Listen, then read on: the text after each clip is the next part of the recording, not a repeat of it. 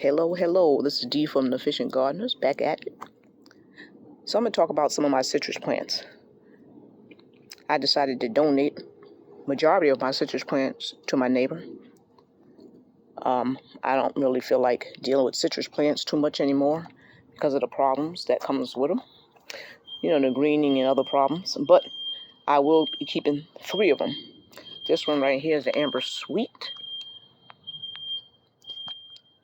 She's beautiful, isn't she?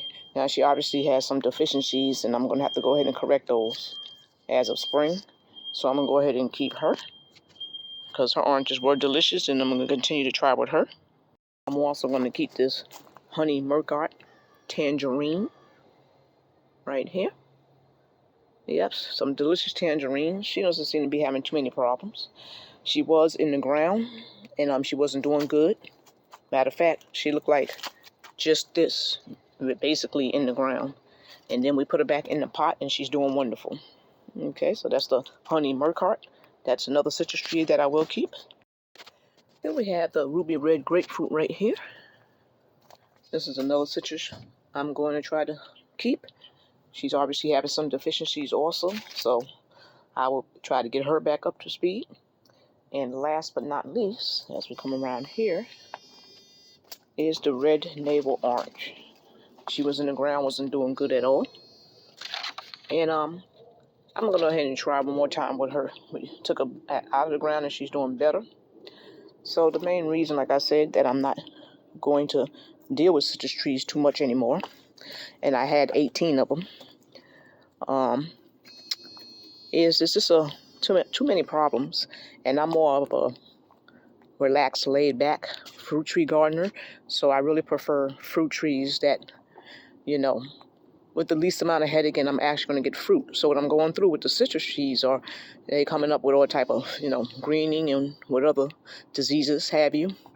And I don't really want to be putting any type of chemicals in my fruit trees. That's the purpose of me growing them. And they seem to the citrus needs some type of chemicals to correct their deficiencies. So basically, I really don't feel like dealing with that. But I can grow fruit trees that are more sustainable. Avocado trees right here. We got loquat trees. We have mulberry trees, guavas, Barbados cherries, Pakistani mulberries. And we have mango trees. So we have other trees that I'd rather put my time into where I know I'm going to get fruit versus constantly cutting and treating citrus trees. So I'm going to try with those amount that we have left. And you could come with me on my journey as we go through next year with seeing how the citrus trees will grow. And this will be the last upcoming year that I will be trying to grow citrus trees. Oh, these ones I'm going to also keep right here. And these are the red limes. And actually, when you cut them, they actually have red limes. Now, they stay small. They're 3 years old, but they're always producing.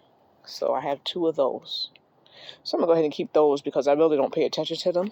And they just keep giving me limes. They just keep on giving. Other than that, I will not be buying any more citrus trees as far as fruit trees. There's other trees that I'd rather deal with than those.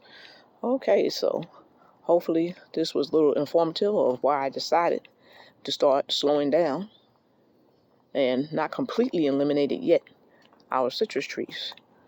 Hopefully you're having a blessed day and enjoying your holidays. Have a blessed day. Goodbye.